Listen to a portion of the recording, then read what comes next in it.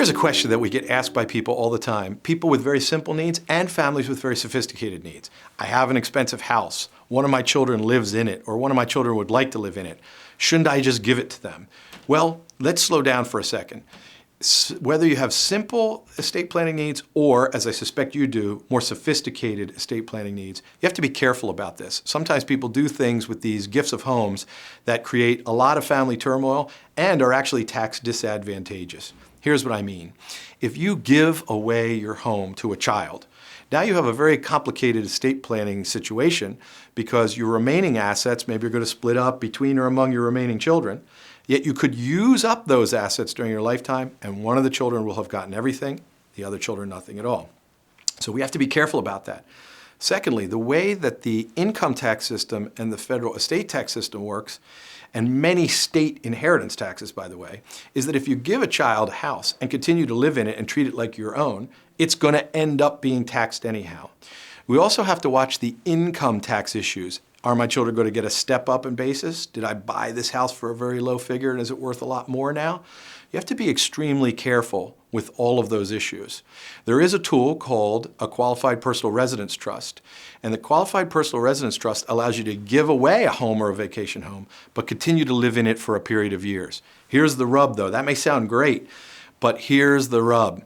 Once that 5 years, 10 years, 7 years is up, then you have to rent your own house back from your children at fair market value if you wish to continue to utilize it. So, good things and bad things about this technique. It's a very powerful technique and it's a very useful one.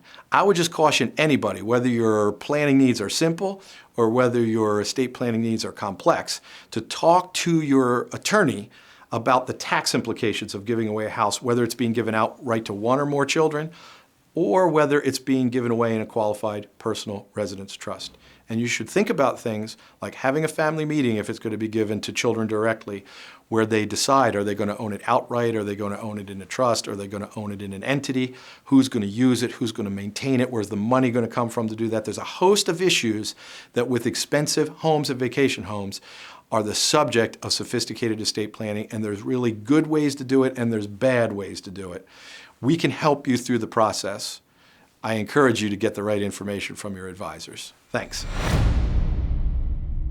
If you liked that video, if you enjoyed it, if you found value in it, if it gave you information you didn't know about before, then you're going to want to see the other videos. We have some of the most frequently asked questions that clients ask lawyers on the topic of sophisticated estate planning and estate planning for families that have family-owned businesses and family-owned vacation homes.